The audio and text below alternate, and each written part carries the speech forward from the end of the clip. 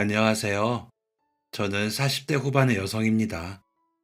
살다 보면 별의별 일이 일어난다는 말이 저에게는 일어나지 않을 줄 알았어요. 그렇게 좋은 형편은 아니지만 큰 탈 없이 자랐고, 결혼 후에도 별 탈 없이 살아왔으니까요. 하지만 정말 말 그대로 살다 보니 상상도 하지 못한 일들이 일어나더라고요. 정말 열심히 성실하게 살고 있다고 자신하면서 살았지만, 그 노력을 인정받지 못할 때는 모든 게 무너지는 것 같더군요. 10년 전쯤 제 삶도 그랬던 것 같아요. 저보다도 제 남편이 더 그런 마음이었을 겁니다. 감히 제가 헤아릴 수 없는 마음고생을 했겠죠. 남편이 저에게 말도 못하고 소가리를 했을 생각을 하면 너무 마음이 아파요. 저희 남편 정말 좋은 사람이거든요. 성실하고 부지런한 데다가 선량한 마음을 가지고 있는 사람이죠. 알람이 매일 새벽 6시 반에 울리고 나면 남편은 셔츠를 다려 입고 간단하게 아침을 챙겨 먹고는 회사로 향하며 하루를 시작합니다. 누가 시킨 것도 아닌데 늘 새벽같이 일어나는 사람이라 알람이 울리기 전 어둠이 아직 걷히지 않은 시간에 조용히 몸을 일으켜 부엌불부터 켜는 사람이에요. 혹시라도 제가 깰까 발소리 하나도 조심하면서요. 그렇게 홀로 출근 준비를 하며 커피를 내리고 나면 식탁 위에 제 몫의 컵까지 함께 올려두는 걸 잊지 않는 사람이죠. 제가 일어나 출근 준비를 하며 아이를 챙길 때 마시라고 둔 거였어요. 화려한 미사여구는 없지만 그런 사소한 배려가 남편의 언어였던 것 같아요. 남편은 자신의 주변 사람을 배려하고 존중하는 사람이었거든요. 저는 남편의 그런 배려가 참 고맙고 좋았습니다. 사랑받는다는 생각도 들었고요. 그래서 밤마다 남편이 아침에 입고 나갈 옷들을 정리해 두는 게 한 번도 귀찮은 적이 없었던 것 같아요. 남편에게도 제 마음을 그렇게 전하고 싶어서요. 남편은 제가 남편에게 하는 것보다 몇 배는 돌려줄 줄 아는 사람이었으니까요. 재활용 쓰레기 버리기, 음식물 쓰레기 버리기, 베란다 청소, 화장실 청소처럼 손이 많이 가는 일은 모두 남편이 다 해주었죠. 결혼 후로 꾸준히 성실하게 제가 힘들지 않게 해주었어요. 그런 남편에게 저도 뭘 더 해줄 수 있을까 고민할 정도로요. 남편은 제가 힘들지 않으면 된다고 했지만 미안하더라고요. 아무리 맞벌이라고는 하지만 남편이 하는 일이 너무 많았으니까요. 그래서 저도 미루지 않고 집에 일을 했습니다. 그래야 남편이 조금이라도 쉴 수 있다고 생각해서요. 남편은 회사에서도 누구보다 성실했습니다. 하지만 스스로를 드러내는 법은 몰랐나 봐요. 그러다 보니 공은 늘 다른 사람에게 돌아가게 되면서 서운해하기도 했죠. 하지만 남편은 자신이 인정받지 못한 것을 내세우기보다 묵묵히 자기 자리에서 해야 할 일을 해내는 사람이었어요. 크게 반발하거나 불편한 기색을 비추면서 주변 사람들에게 안 좋은 영향을 끼치고 싶어 하지 않았고요. 그러다 보면 서로 견제하고 경쟁하는 모습이 부각되면서 회사 분위기가 삭막해질 거라고 하더군요. 자신이 해야 할 일을 열심히 하다 보면 언젠가는 자신의 가치를 모두가 인정하고 알아줄 거라며 배시시 웃는 사람이었습니다. 괜찮아 라는 말로 모든 걸 덮어두며 자신이 해야 할 일에 최선을 다하면 된다면서 묵묵히 자신의 일을 할 뿐이었던 거죠. 그런데 들어보니 이사라는 사람이 보고서에 남편의 이름보다 자신의 이름이 더 위에 가도록 한다더군요. 보고서 진행할 때는 나타나지도 않던 사람이었는데요. 소위 가로채기를 하는 사람이 상사라 남편이 고생을 하고 있었던 겁니다. 남편이 그런 회사의 일들을 이야기하며 웃을 때마다 저는 마음이 아팠지만 잘 될 거야 라며 위로하는 수밖에 없었어요. 제가 괜히 더 화를 내고 속상해하면 남편의 마음이 편하지 않을 것 같아서요. 또 퇴근 후 서로의 일과에 대해 이야기하며 서로 불편해지면 비밀이 생기지 않을까 하는 염려가 있기도 했고요. 그저 남편의 방식이 맞다는 것이 증명되는 날이 오기를 바랄 뿐이었죠. 남편의 말대로 남편의 팀은 성과가 좋은 편이었고 그 중심에는 남편이 있다고 우연히 만난 남편의 후배도 그랬거든요. 그래서 모두가 아는 만큼 남편에게 좋은 일이 있을 거라 믿었습니다. 그렇다고 남편의 출세만을 바라고 그런 건 아니었고요. 그저 남편이 자신이 노력한 만큼 인정받을 수 있기를 바라던 거죠. 남편은 항상 최선을 다하는 사람이었으니까요. 남편은 아이에게도 자신의 방식대로 최선을 다하는 아빠였어요.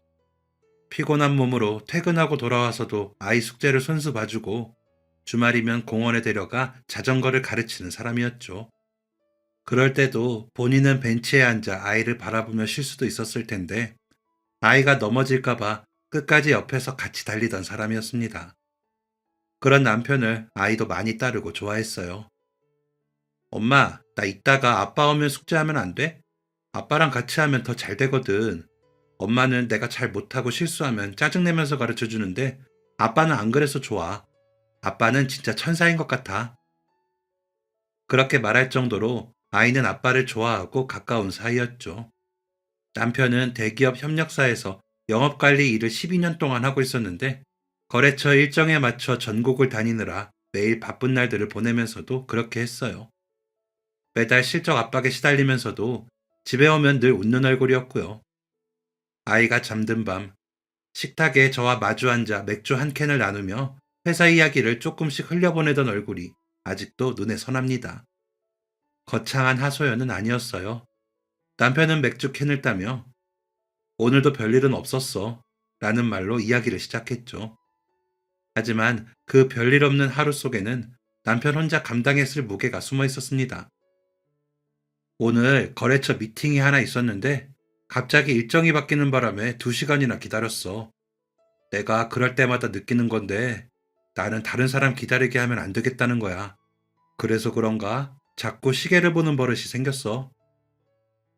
그렇게 말하고는 남편은 웃으며 맥주를 한 모금 마시더군요. 마치 별것 아니라는 듯 기다림쯤은 직장인의 일상이라는 듯 보이게요. 그래도 덕분에 근처 분식집에서 떡볶이는 먹었지 뭐.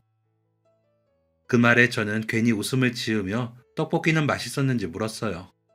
하지만 속으로는 2시간을 기다린 사람의 얼굴이 저렇게 편할 수 있나 싶었죠.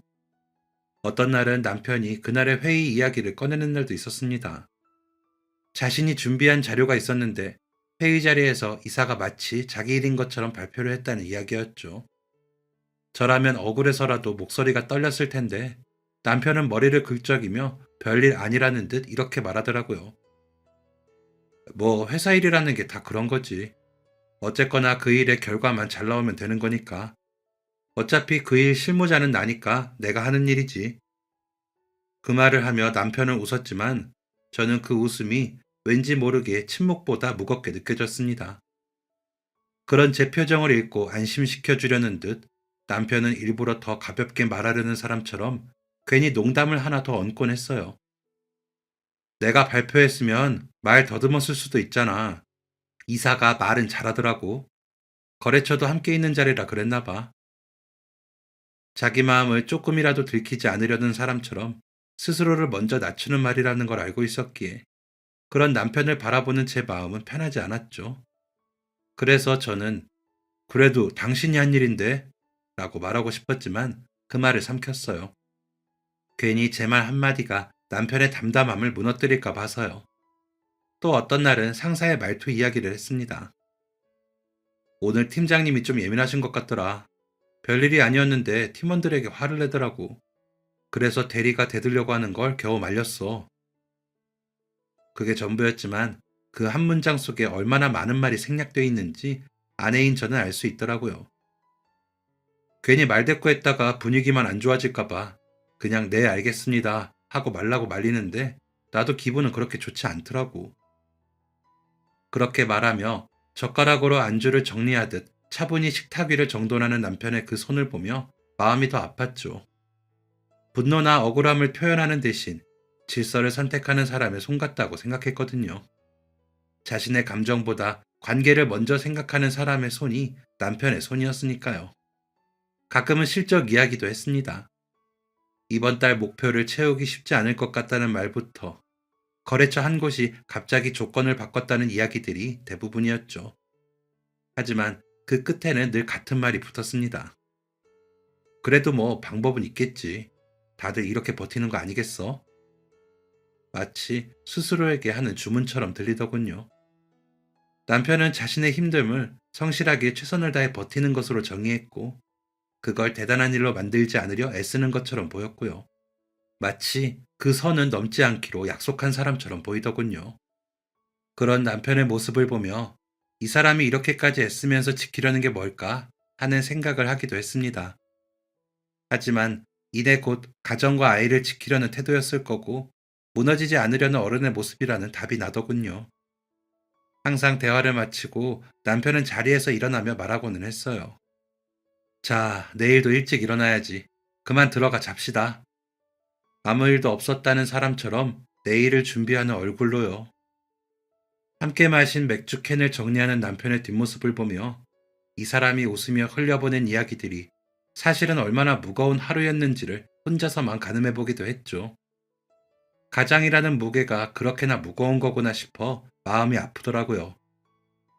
그 당시 저는 36살에 병원 원무과에서 일하며 남편보다 퇴근이 빨라 집안 살림을 책임지기로 했지만 남편은 그런 저를 잘 도와줬어요. 저를 꼼꼼하고 현실적인 성격이라고 주변 사람들이 말했지만 제가 그렇게 보일 수 있었던 건 모두 남편 덕이었죠. 남편의 도움이 없었다면 제가 바깥일까지 그렇게 할 수 있었을지 지금 생각해도 자신 없을 정도로 도와줬으니까요.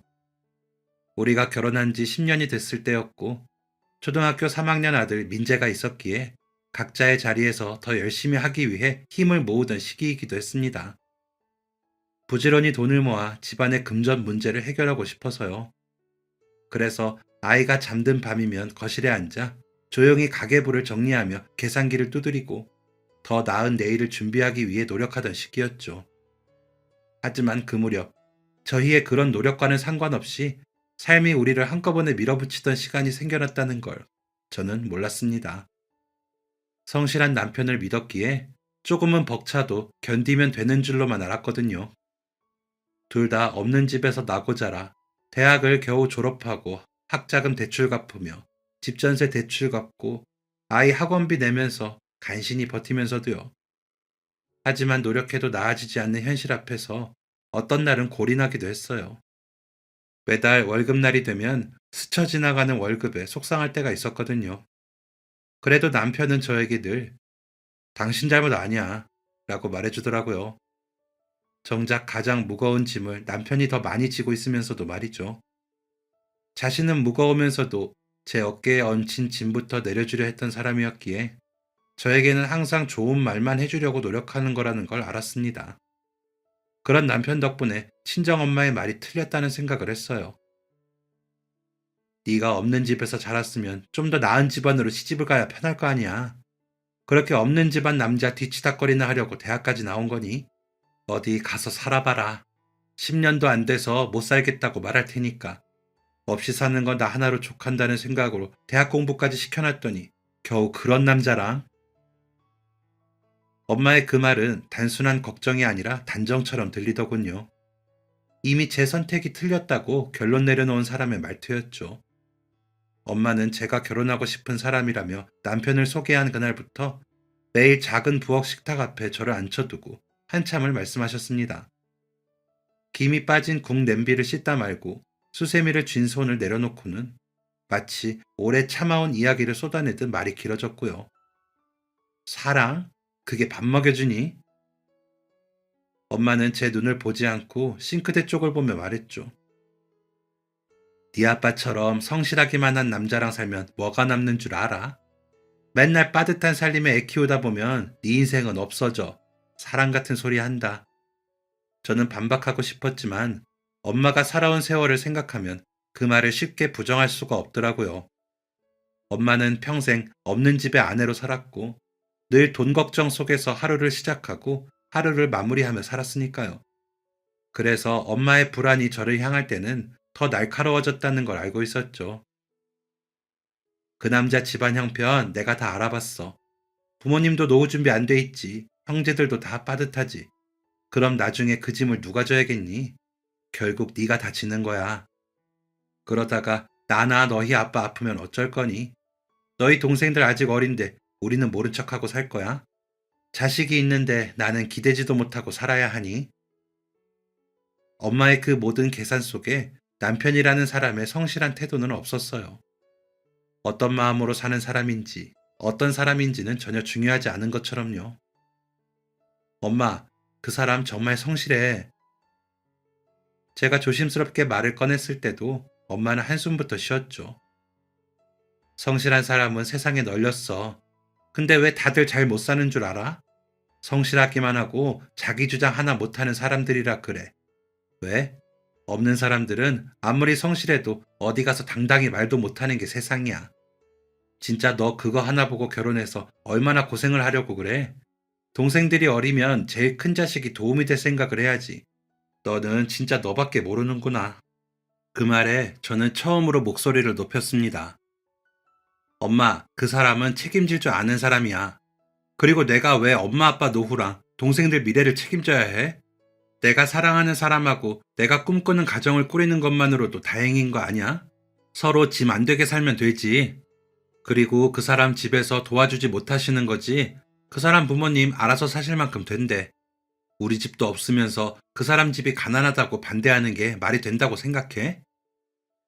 그러자 엄마의 얼굴이 굳어지며 말하더군요. 책임? 책임이 뭔데? 돈 없는데도 애 낳고 빚지고 결국 아내 인생까지 묶어두는 게 책임이야? 그 빚 갚느라 세월 다 가고 나면 너 인생은 뭐가 되니? 그리고 세상에 너만 하늘에서 뚝 떨어졌어? 부모고 형제고 다 필요 없다는 거야? 너는 나처럼 살지 말라고 내가 그러는 거지. 내가 진짜 너한테 뭐 신세 지려고 그러는 줄 알아? 그 순간 엄마가 반대하는 건 남편이 아니라 엄마가 살아온 인생과 닮아 있는 제 미래라는 걸 알겠더군요. 하지만 남편 같은 사람이라면 저는 잘 버틸 수 있다고 믿었기에 고집을 피웠죠. 결국 엄마는 제 고집에 백기를 드셨습니다. 너 나중에 울면서 후회해도 그땐 엄마가 도와줄 힘도 없다. 그렇게 고집 피우고 하는 결혼이니 어디 아등바등 살아봐라. 그 말이 협박이 아니라 정말로 자기 인생의 한계에서 나온 말이라는 걸 알았기에 저는 더 가슴이 아프게 느껴졌습니다. 그렇게 한 결혼이라는 것을 남편도 알아서 그랬는지 남편은 한 번도 저를 힘들게 하거나 짐을 지우려 하지 않더라고요. 항상 봄날의 햇살처럼 포근한 사람이었죠. 비록 세상의 모진 풍파에 상처받을지언정 저와 아들을 최선을 다해 살피는 든든하고 다정한 가장이 되어 주었어요. 제가 출산을 하고도 회사를 다니는 것을 미안해하며 자신이 할 수 있는 모든 일을 하려고 애쓰며 저를 아껴주면서요. 그런 남편이었기에 저는 남편과의 결혼 생활이 행복했습니다. 엄마도 남편이 저에게 잘하는 만큼 마음을 열고 예뻐해 주시더라고요. 사위 사랑은 장모라는 말답게 사위부터 챙기는 장모님이 되셨죠. 남편은 말할 것도 없이 저희 부모님께 잘했기에 저도 시댁에 최선을 다했어요. 시부모님도 남편 같은 분들이라 항상 제가 고생한다며 안쓰러워 하시더군요. 그렇게 서로 보듬고 살다 보면 더 좋은 날이 올 거라고 믿었습니다. 남편은 인심도 좋은 사람이었어요. 명절마다 저희 아파트 경비실 분들께 봉투에 메시지를 적어 적은 액수여도 성의를 보이곤 했죠. 그렇게라도 저희를 지켜주시는 분들께 보답하고 싶다면서요. 남편의 그런 모습이 저는 좋았습니다. 감사함을 아는 사람이 보이는 성의가 예뻐 보였거든요. 그래서 저도 남편처럼 좋은 사람이고 싶어 아이와 함께 경비실 분들을 만나면 열심히 인사하고는 했어요. 그런 저희의 인사를 경비실 분들도 잘 받아주시더라고요. 아이에게도 어른을 만나면 무조건 인사하는 거라고 가르쳤기에 아이도 열심히 인사를 했거든요. 그런 아이의 모습이 예쁘다며 칭찬도 많이 해주셨죠. 저희 가족의 그런 모습이 저는 좋았고 잘 지낸다고 생각했습니다. 부유하진 않지만 온화하고 평온하게 잘 살고 있다고 자신하면서요. 그러던 어느 날부터 남편은 퇴근길에 돌아와 이렇게 말하더라고요. 오늘은 거래처 미팅이 길어져서 헬스장에서 운동하고 왔어. 그쯤 운동복을 입은 채로 퇴근하는 날이 많아진 남편은 젖은 머리채로 집에 들어오곤 했거든요. 체력이 떨어졌다며 운동을 시작한 후로 거의 매일 그랬기에 저는 고개를 끄덕이며 알겠다는 표시를 했죠. 요즘 당신 운동 열심히 하네? 당신 그렇게 운동 좋아하는지 몰랐어. 제 말에 남편은 웃으며 그러게 라고 대답하고는 옷을 갈아입었습니다. 하지만 그 웃음이 얼마나 무거웠는지 저는 몰랐어요. 친구 박지은에게서 전화를 받기 전까지는 상상도 할 수 없는 일이었으니까요. 지은이는 저와 고등학교 동창으로 결혼 후 같은 아파트 단지에 살게 되면서 아이들을 함께 돌보는 사이인 친구였습니다. 지은이네 아이와 저희 아들이 한 학년 차이라 잘 어울려 놀았거든요. 가끔 주말에 남편들과도 함께 어울려 술 한 잔씩 하는 사이이기도 했고요. 그리고 그즈음에는 지은이가 재취업을 위해 교육을 받으러 다니느라 연락이 조금 적어지긴 했지만 여전히 가깝게 지내는 사이였죠. 수진아, 나 말해야 할지 고민했는데 혹시 너희 남편 쌍둥이는 아니지? 오늘 아침에 교육받으러 가면서 확실하게 봤는데 거기 있잖아. 육교 옆에 있는 인력사무소. 내가 나가는 시간에 보면 거기 사람들이 일하려고 막 줄 서 있거든. 그 인력사무소 앞에서 민재 아빠랑 똑같이 생긴 사람을 봤어. 요즘 회사에서 무슨 일 있다고 말 안 해? 지은이의 그 말에 저는 손이 굳는 것 같더군요. 인력사무소? 그게 무슨 말이야? 우리 남편이 왜 거기 있어? 제가 놀라 묻자 지은이는 잠시 머뭇거리더니 말했습니다. 그러게, 나도 처음엔 닮은 사람인 줄 알았어. 며칠 전부터 지나가다 봤는데 긴가민가 했거든.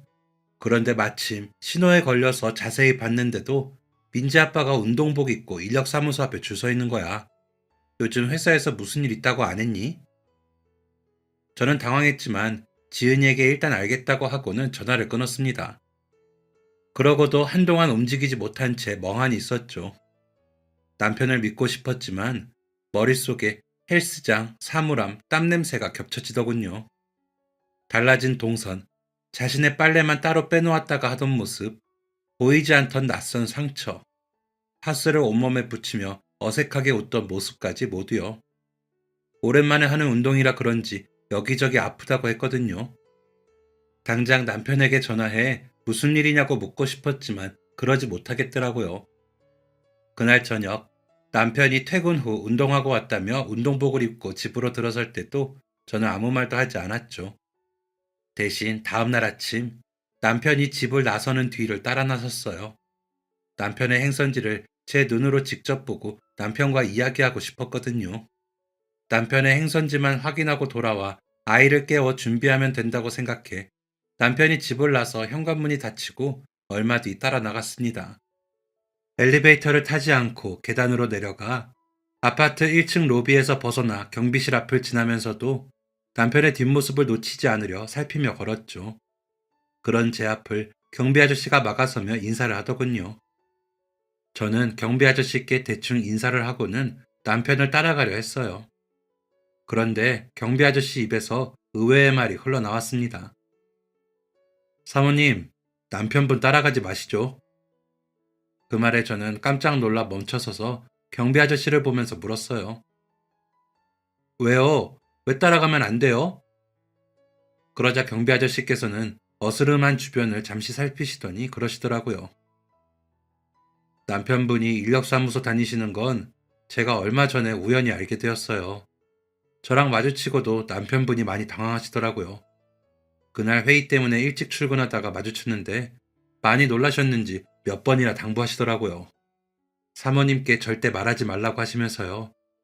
그리고 사모님도 괜히 그런 남편분 모습 보시면 마음만 더 아프실 겁니다. 저는 경비 아저씨께 그 말을 들으면서도 멀어져가는 남편의 뒷모습만 봤습니다. 눈물이 날 것 같더군요. 그런 저에게 경비 아저씨는 낮은 목소리로 말씀하시더라고요. 제가 이 아파트에서 8년을 일하면서 남편분처럼 명절 때마다 경비실에 봉투를 놓고 가시는 분은 처음이었어요. 봉투마다 메모를 적어주셨죠. 고생 많다면서 한 사람당 2만 원씩이요. 그 돈이 큰 돈은 아니었지만 봉투에 세심히 적은 메모를 보고 알 수 있었어요. 그 성품을 우리가 모를 수가 없죠. 그래서 매일 새벽 일찍 나가시는 남편분 보면서 항상 응원했었고요. 그런데 그렇게 인력사무소에 계신 걸 보고 너무 놀라서 제가 물어봤어요. 왜 여기 계시냐고요. 그랬더니 회사 사정 때문에 구조조정이 있었다고 하시더라고요. 그런데도 얼마 전 추석에 저희 2만 원은 빼놓지 않고 챙기셨더군요. 그런 줄도 모르고 감사하다고만 하고 그 봉투를 받았는데 저도 난감했죠. 그런데 남편분이 제 손을 잡고 사모님은 모르게 해달라면서 사정을 하시더라고요. 사모님 아시면 걱정하실 거라면서요. 경비 아저씨의 말씀에 저는 그 자리에 주저앉아 울어버렸습니다. 남편이 어떻게 경비 아저씨께 부탁을 했을지 상상이 됐거든요. 그런 상황에서도 저만 생각하는 남편의 마음이 고마웠고요. 그렇게 울고 있는 저를 일으켜주신 경비 아저씨는 저에게 할 말이 있다고 하셨어요. 그분을 따라 경비실 의자에 앉았더니 따뜻한 물을 건네주셨죠. 겨우 눈물을 멈추고 경비 아저씨가 주신 물을 마셨습니다. 지금 이런 이야기 어떻게 들으실지 모르겠지만 저에게 아들이 하나 있습니다. 나이는 32이고요. 그 녀석이 아직 작은 중소기업이지만 나름 탄탄한 물류회사를 운영합니다. 제가 경비 일하기 전에 그쪽 일을 했는데 저희 아들도 그 길로 가더니 몇 년 전에 창업을 하더라고요. 그러더니 몇 년 동안 꾸준히 성장하고 있어요. 그래서 그런가 사람이 필요한지 저더러 사람 좀 알아봐 달라고 하더라고요. 저는 퇴직 전에 다니던 회사에서 이사까지 했기에 사람 보는 눈이 있거든요. 아들놈도 그 부분은 인정하고요. 그래서 단도직입적으로 말씀드리자면 남편분 같은 분을 찾고 있습니다. 저희 아들이 사람을 구하느라 지금 엄청 고생을 하고 있거든요. 그래서 남편분을 추천하고 싶은데 사모님은 어떠세요? 저는 경비 아저씨의 그 말씀에 눈이 동그래져 그분을 바라봤어요. 경비 아저씨는 여전히 사람 좋아 보이는 미소로 저를 보시더군요. 마음 같아서는 바로 남편을 잘 부탁한다고 말하고 싶었지만 그러지 않았죠. 그 결정은 남편이 해야 한다고 생각했으니까요. 그래서 경비 아저씨께 정중하게 부탁드렸습니다. 저에게 해주신 말씀은 정말 감사합니다.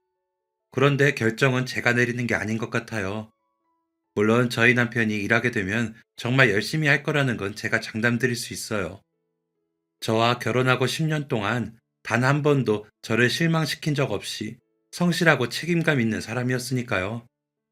그런데 지금 남편의 상황이 그렇다고 해서 제가 먼저 부탁을 드리면 남편이 속상할 거예요. 죄송한데 저희 남편에게 저한테 한 이야기 다시 한번 해주실 수 있을까요? 부탁드립니다. 의자에서 일어나 경비 아저씨께 90도로 고개를 숙이며 부탁드리면서 저는 좀 전에 놓친 남편의 뒷모습을 떠올렸습니다. 어딘가 풀이 죽은 듯한 그 어깨가 떠올라 자꾸 눈물이 나더라고요. 그날 하루가 어떻게 지났는지 모르겠어요. 하루 종일 환자가 밀려드는 가운데 업무를 보면서도 남편 생각뿐이었죠. 남편이 그동안 얼마나 괴롭고 힘들었을지 생각하니 마음이 미어지더군요. 경비 아저씨의 말처럼 남편은 저에게 들킬까 그것만 걱정했을 거니까요. 그리고 남편이 겪었을 그 상실감은 상상도 못할 만큼이었을 테죠. 그날 저녁, 저는 집에 돌아온 남편에게 아무 말도 하지 않았습니다. 아니, 하지 못했다는 말이 맞을 거예요. 대신 남편이 제 눈치를 보며 가방을 정리하는 모습을 지켜봤죠. 그러다 툭 하고 작업복에서 떨어진 인력사무소 명함을 보고 말았고요. 다른 날보다 늦게 돌아온 남편은 그 명함을 주우며 놀라서 저를 보더군요. 그러더니 남편은 조심스럽게 말했습니다. 수진아, 할 말이 있어. 저는 고개를 들어 남편에게 나도 있어 라고 답하며 식탁에 앉았죠. 남편은 그런 저를 바라보다 한숨을 내쉬며 제 앞에 앉더라고요. 이력서를 낸 회사에서 아직 연락이 없어서 임시로 인력사무소에 가서 현장 일을 하고 있었어. 내 상황 미리 말 못해서 미안해. 저는 그런 남편의 손을 잡고 말했습니다. 알고 있어. 오늘 경비 아저씨가 이야기해 주시더라. 사실 나 어제 지은이가 당신 인력사무소 앞에서 봤다는 말 듣고 확인하려고 새벽에 따라 나갔었어. 그런데 경비 아저씨가 잡으시더라고. 그러더니 당신이 어떤 마음으로 그랬는지 다 이야기해 주셔서 들었어. 당신 혼자 마음 졸이게 해서 미안해. 당신은 그런 상황에서도 내 걱정만 한 거야? 바보같이. 제가 잡은 손에 힘을 주며 고개를 숙인 채 눈물을 흘리자 남편은 잠시 당황해 저를 달래려 하더니 이내 함께 눈물을 흘리더군요. 그런 남편에게 저는 울먹이는 목소리로 말했죠. 자기야, 모든 짐을 혼자 짊어지지 말자. 우리 부부잖아. 나 지난 10년 동안 당신 덕분에 하나도 고되지 않게 살았어. 당신은 내가 아이 낳고도 일하느라 고생한다고 했지만 나는 당신이 너무 열심히 살아줘서 하나도 안 힘들었어. 그런데 나 안 힘들게 하느라 당신은 너무 힘들었지? 나도 알았는데 도움은 안 됐나 봐. 이런 일은 나한테 말도 못하고. 그런데 이제라도 내가 당신의 마음의 짐을 조금이라도 덜어주고 싶어. 그러니까 자기도 조금은 편하게 마음먹었으면 좋겠어. 그러자 남편은 고개를 숙이고 얼굴을 감싸며 울더라고요. 그날 밤 저희 두 사람은 처음으로 남편의 퇴사에 관한 모든 이야기를 나눴습니다. 반년 전 회사에서 구조조정 이야기가 돌기 시작했을 때부터였더군요. 태어난 척 이야기했지만 이미 그때부터 압박을 받고 있었더라고요. 협력사라서 더 위험한 거 아니야? 그렇게 묻는 제 말에 불안한 기색이 보이자 남편이 고개를 끄덕이며 말했던 그때요. 그래도 난 오래 있었잖아. 내 밑에 직원들도 여럿 있는데 나는 괜찮겠지. 이사님이 이번 승진 때 내가 될 거라고 이야기하셨으니까 괜찮을 거야. 웃으며 말하는 남편의 말에 저는 안심했고 그런 줄로만 알았습니다. 하지만 결국 명예퇴직 대상자 명단에 남편의 이름이 올랐답니다. 그것은 남편과 제가 생각했던 방향이 아니었기에 남편도 많이 당황했고요. 하지만 집에 와서 그 부분을 티내지 못했대요. 명예퇴직, 아니 퇴직이라는 사실 자체를 저에게 알리고 싶지 않아서요. 그렇게 불명예스럽고 갑작스럽게 회사를 그만둘 거라고 상상도 못했으니까요. 게다가 밤이 되면 제가 가계부를 펼쳐 계산기를 두드리며 고민하는 모습을 보며 도저히 자신이 퇴직하게 됐다는 말을 할 수가 없었답니다. 숫자 앞에 앉으면 제 마음이 숨길 수 없이 드러나 손끝이 점점 빨라지면서 계산기를 누르는 소리가 조급해질수록 남편의 불안은 커졌겠죠. 이리저리 돈을 어떻게 쓸 것인지 고민하는 모습을 보며 남편은 저를 말없이 지켜보고 있었을 것입니다. 그런 탓인지 남편은 결국 저에게 말하지 않기로 선택했다고 하더군요. 부담을 주고 싶지 않았기에 퇴직을 숨기기로 결심을 하고 월급만큼 돈을 벌기 위해 인력사무소로 향했던 거죠. 그렇게 퇴직을 했지만 매일 새벽 5시 반이면 일어났답니다. 알람 소리도 없이 일어나 저를 깨우지 않고 조용히 준비하고는 나갔고요. 언제나처럼 욕실에서 물이 흐르는 소리는 짧았고 옷장문을 여닫는 소리도 숨을 죽인 것처럼 낮았기에 저는 다른 점을 알 수 없었습니다. 남편이 여전히 회사에 가는 줄 알고 그런가 보다 했죠. 가방에 무엇을 챙기는지, 왜 옷이 두 벌씩 들어있는지를 제가 깊이 보지 않을 정도로 남편은 스스로를 잘 챙겼거든요. 저는 그저 남편이 다음날 입고 출근할 옷만 준비해 놓았고요. 어쩌면 저는 불안했지만 안정적이라고 믿고 싶었던 걸지도 모릅니다. 집에서 버스로 20분 거리의 인력사무소로 남편이 향하고 있는 줄도 모르고요. 그래서 매일 새벽 가장 먼저 그 인력사무소에 도착했다는 사실을 한참 뒤에야 알게 된 거죠. 그렇게 매일 아침 회사가 아닌 그곳의 벽에 기대서서 이름이 불리기를 기다리고 불리면 곧바로 현장으로 향했대요. 철거, 자재 나르기, 청소 등 어떤 일이든 가리지 않고 나가서 일했고요. 회사에서 넥타이를 매던 사람이 하루 종일 먼지 속에서 몸을 쓴다는 걸 그때의 저는 상상조차 하지 못한 채 정말 운동을 하고 오는 줄 알았죠. 남편의 몸에서는 늘 비누 냄새가 났고 옷에서는 땀 냄새가 났기에 운동으로 자기 관리를 열심히 하는 사람이라고만 생각했으니까요. 피곤해 보이기는 했지만 현장에서 막 돌아온 사람의 모습은 아니었거든요. 나중에 사실을 다 알고 나니 헬스장에 간 것이 운동을 하기 위해서가 아니라 샤워를 하기 위해서였다는 걸 알았을 땐 창피하더군요. 그토록 남편의 변화를 심각하게 생각하지 못했다는 게 속상하기도 했고요. 먼지와 땀으로 범벅이 된 작업복은 헬스장에서 갈아입고 깨끗한 얼굴로 집에 돌아와 저에게 깔끔한 모습만 보이려 했던 거죠. 제가 남편의 퇴직을 눈치채지 못하고 상처받지 않도록 하기 위해서요. 게다가 작업할 때 입는 옷은 헬스장에 가서 갈아입고 샤워를 한 후에 헬스장 근처 셀프 세탁소에서 세탁을 해 가방에 담아 아파트 복도 소화전에 두었대요. 그렇게까지 번거로운 일을 하면서 저에게 들키지 않으려 애를 쓴 겁니다. 남편의 고백 어린 말을 들으며 제 머릿속에 떠오른 건 그의 등이었습니다. 벽에 기대 이름이 불리길 기다리며 서 있었을 모습과 말없이 샤워기 아래에 서서 하루의 고단함을 씻어내렸을 그 등을 떠올리니 눈물이 나더라고요. 남편이 숨기고 있었던 건 실직이 아니라 저를 향한 책임감이었다는 걸 너무 잘 알고 있었기에 죄책감과 미안함이 겹쳐 흐르는 눈물이었죠. 제가 우는 모습을 보며 남편은 많이 괴로워하더군요. 내가 당신하고 결혼할 때 없는 사람이더라도 마음고생을 시키지 않겠다고 다짐했는데 이렇게 돼서 정말 미안해. 내가 너무 못나서 당신 마음을 아프게 했네. 내가 바보처럼 너무 사람을 믿고 좋은 게 좋은 거라고 했던 일들이 배신으로 돌아올 줄은 몰랐거든. 이사가 그렇게 내 업무 성과를 다 가로채고 챙길 줄은 몰랐지. 이제 와서 이런 얘기한다고 아무 소용도 없지만 진짜 내가 너무 미안해. 그런 남편의 손을 잡고 저는 눈물을 닦으며 말했습니다. 당신이 그 누구보다 성실한 사람이라는 건 내가 잘 알아. 당신과 세상에서 제일 가까운 사람은 나니까. 그런 당신에게 그렇게 힘든 일이 있었는데 내가 눈치도 못 챘다는 게 미안하고 마음이 아플 뿐이야. 당신을 너무 외롭게 둔 것도 미안하고 당신을 알아주는 곳이 분명히 있을 거야. 그러니까 당신 스스로를 탓하지 마. 당신은 최선을 다했어. 남편은 제 말에 다시 한번 고개를 숙이고 울더군요. 그러더니 고개를 끄덕이며 말했습니다.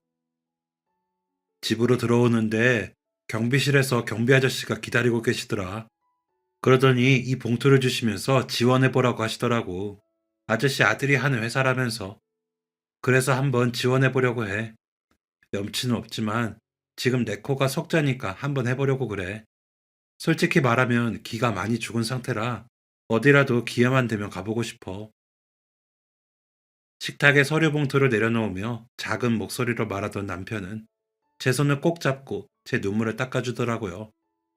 봉투를 열어보는 제 손이 잠시 멈췄고 그 순간 우리는 서로를 보지 않았습니다. 불안, 두려움, 자존심이 묘하게 뒤섞인 순간이었으니까요. 남편이 퇴사한 회사 이사가 남편에 대해 안 좋게 이야기했는지 같은 분야의 회사 어느 곳에서도 연락이 오지 않았대요. 그러다 보니 남편에게는 어쩌면 경비 아저씨 아들의 그 회사가 마지막 기회일지도 모르는 일이었습니다. 그랬기에 그 다음날 서류를 작성해 경비 아저씨께 가져다 드렸죠.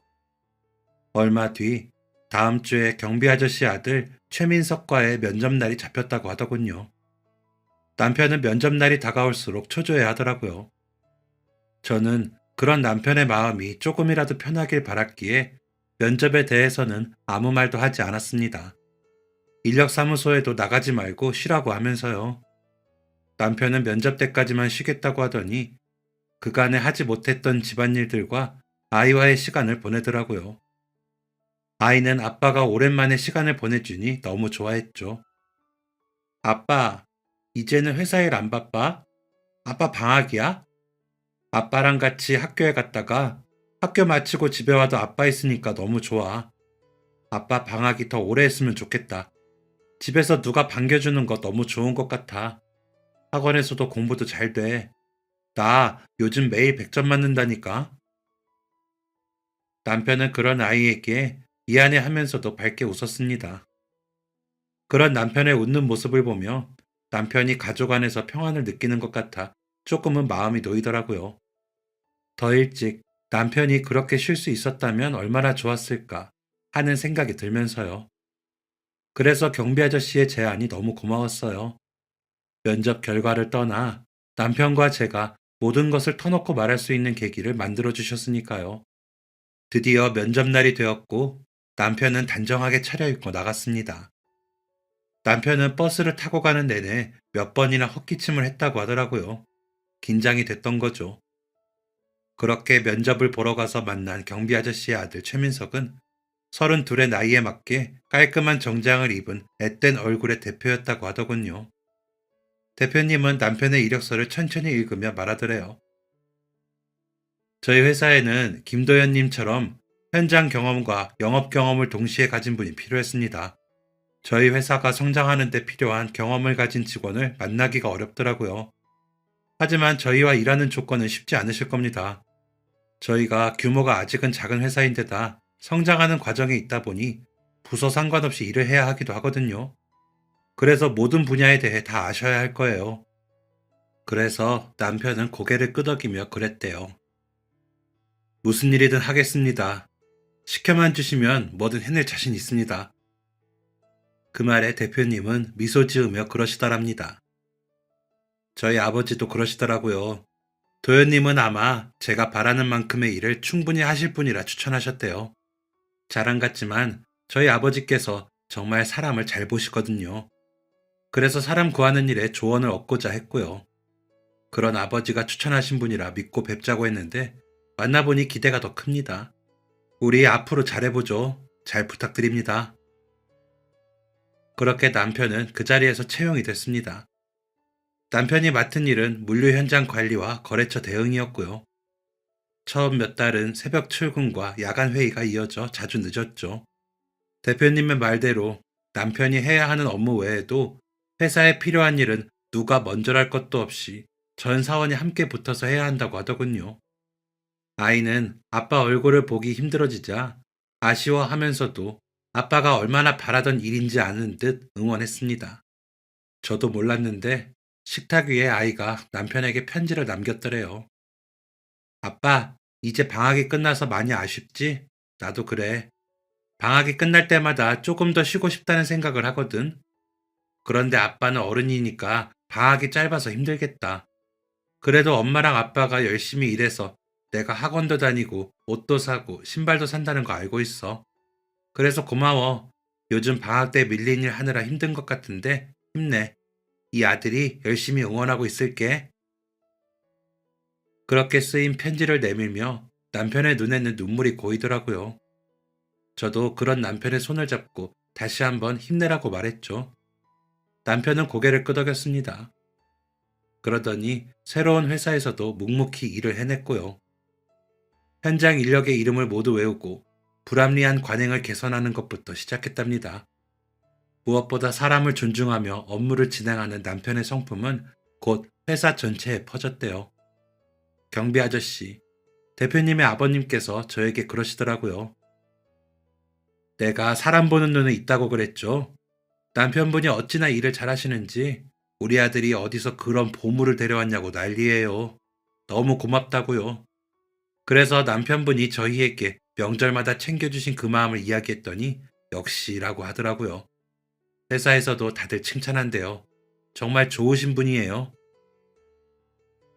경비 아저씨의 말씀에 저는 어깨가 으쓱했습니다. 그리고 드디어 남편이 인정받을 수 있는 회사에 들어갔다는 생각에 마음이 놓여 좋더라고요. 남편도 처음에는 업무량과 근무 시간이 길어 힘들어하면서도 회사에서 자신이 맡은 역할이 많다는 점을 보람있어 하더군요. 이제 성장하고 있는 회사라 내가 역할을 잘 마쳤을 때 그 성과가 바로 보이는 게 너무 좋아. 조금만 더 하면 다음 분기에는 직원을 지금의 3분의 1 정도 더 뽑아야 하거든. 그런 식으로 2번 정도 더 늘릴 수 있게 되면 전에 다니던 회사 못지않은 회사가 되겠어. 그러려면 지금 더 열심히 해야 해서 한동안은 더 바쁠 것 같아. 당신 혼자 민재 돌보고 집안일 다 하게 해서 어쩌지? 내가 주말에 청소랑 빨래는 다 할 테니까 모아놔. 알았지? 그렇게 바쁜 와중에도 제가 힘들까봐 걱정하는 남편을 보며 저는 그냥 웃어버렸습니다. 제가 무슨 복을 타고 태어나 남편처럼 좋은 사람을 만났나 싶더군요. 한번 인정을 받은 남편은 더 열심히 일했어요. 어떤 때는 주말에도 업무를 보느라 잠깐이라도 회사에 나갈 정도였죠. 그런 남편을 바라보며 저는 영양제를 챙기고 식사에 신경 쓰며 응원했습니다. 남편이 하는 일을 누구보다 잘해내고 싶어 한다는 걸 알았기에 남편이 일에 집중할 수 있도록 돕고 싶었거든요. 1년 뒤 남편은 이사로 승진했다는 소식을 전하더군요.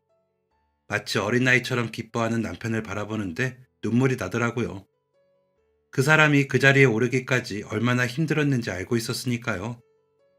남편의 말대로 회사 규모가 커지며 맡게 된 자리라 성과에 대한 인정이기도 했지만 앞으로의 기대도 담긴 자리였죠. 그렇게 해낸 남편이 자랑스러웠습니다. 아이는 학교에서 아빠를 자랑했다며 교과서에 적은 발표문을 가져왔어요. 마침 교과 내용이 우리 가족을 소개하고 자랑하는 것이었대요. 우리 아빠는 이번에 승진해서 이사님이 되셨습니다.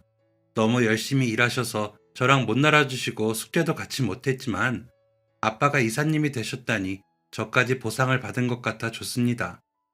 그래도 아빠가 전처럼 저와 시간을 더 보내주셨으면 좋겠다고 생각하지만 제가 시험을 혼자 봐야 하는 것처럼 아빠도 아빠의 일이 있으니 참으려고 합니다.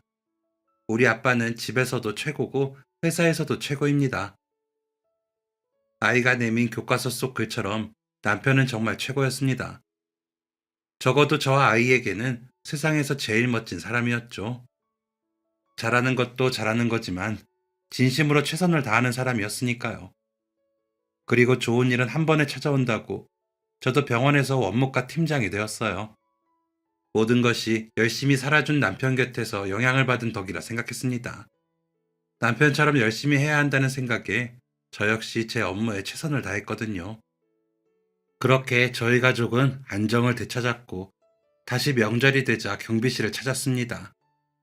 이번에는 봉투가 아니라 더 신경 써서 고른 떡과 과일 상자를 들고 갔죠. 그때도 대표님의 아버님께서는 웃으며 말씀하시더군요. 아유, 이렇게 또 신경 쓰셨어요. 오히려 선물은 제가 이사님께 해야 하는 건데요. 얼마나 열심히 해주셨는지 우리 아들이 요즘 너무 바쁜데도 신난다고 하더라고요. 이렇게 능력 있는 분을 만나 회사 일이 훨씬 편해졌대요. 좋은 분이고 잘하실 줄은 알았지만 이렇게까지 잘하실 줄은 몰랐어요. 정말 감사합니다. 제가 아들놈에게 체면 좀 섰네요. 남편은 고개를 숙이며 대표님 아버님께 인사했습니다. 그때 저희 아내를 붙잡아 주셔서 감사합니다. 그리고 저에게 기회를 주신 것도 정말 감사하고요. 덕분에 제 인생이 바뀌었습니다. 그 은혜와 기대를 저버리지 않으려고 최선을 다하고 있습니다. 앞으로도 그럴 겁니다. 열심히 잘하겠습니다. 저는 옆에서 남편을 바라보며 미소 지었습니다. 남편의 성실함의 가치가 결코 작지 않다는 걸 알았으니까요. 남편의 선량함이 우리의 세상을 조금은 더 따뜻하게 만들었다는 것도요. 그리고 그 온기가 다시 저희 남편과 가정을 데워준 거죠. 그렇게 남편이 자리 잡은 지금의 회사는 지난 10년 동안 성장해 지금은 업계에서 손꼽히는 회사가 되었습니다. 남편이 전에 다니던 회사는 어떻게 됐는지 궁금하진 않았지만 다니던 후배가 자리를 부탁하러 남편을 찾아오는 바람에 알게 되었어요. 사장의 사촌 동생이던 그 이사가 계속 그렇게 성과를 빼앗으며 열심히 하는 직원들을 내쫓는 바람에 회사는 어려워졌답니다. 실무자가 없다 보니 거래처와 소통이 어려워져 손해를 보기 시작해서요. 그래서 거의 파산 직전이라며 남편에게 자리를 부탁하러 왔다고 하더라고요. 그 후배는 그전 회사에서 함께 일할 때 일도 잘하고 남편을 잘 따르던 후배라 남편이 면접을 볼 수 있게 자리를 마련했다더니 대표님도 마음에 들어 하셨다더군요. 그래서 지금도 함께 일하고 있고요. 그 후 회사는 규모를 줄여 어디 지방으로 갔다더니 소식을 모른답니다. 서로 합심하여 열심히 해도 모자른 판에 남의 공을 빼앗아 평가절하하는 우두머리를 가진 집단이 어떻게 되는지 잘 보여준 거죠. 저는 잘 됐다고 생각했는데 남편은 첫 회사고 오래도록 근무한 탓인지 안타까워 하더군요.